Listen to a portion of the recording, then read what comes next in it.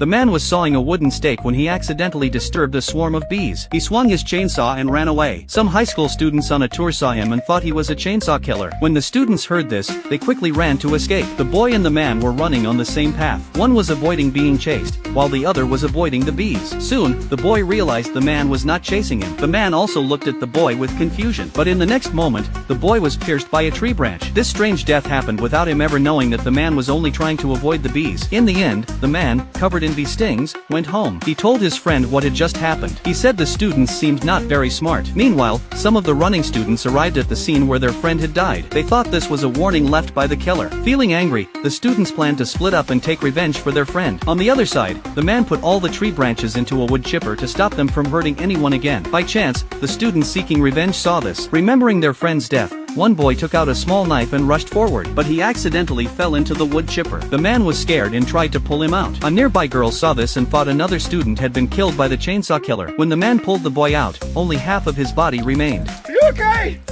Meanwhile, the man's friend was digging a hole to build a toilet. Some students hiding far away saw this. They thought the hole was for burying them. One student could not hold back and ran out. On the way, he tripped on a rock and fell into the hole. A wooden stick pierced his body. This scared the people in the hole. Later, the friend carried the injured girl inside. At that moment, the man came back. Inside the house, he asked his friend if today was some important holiday because 2 students had already died. The friend said he had seen it with his own eyes. After talking, the man decided that these students all had mental problems. He planned to put away all the sharp objects inside the house. Then the friends said they did not even spare their own friends. The man felt afraid. If so, then they too were not safe either. The friend wanted to call the police, but the man stopped him. There were bodies everywhere, and both of them had blood on their clothes. If the police saw them, they would not be able to explain. Unbeknownst to them, the students had already called the police earlier. When the two were dragging the bodies, a police car arrived. When the officers got out, the friend quickly told them that they had just bought a vacation cabin but met these crazy people. The police thought they were lying. One officer put his hand on his waist and ordered the 2 men to come inside for questioning. Inside, the police officer tried to look cool. Suddenly, a wooden post fell and hit him. The post was full of nails. The officer, bleeding badly, ran to his car to call for help. But before he could say much,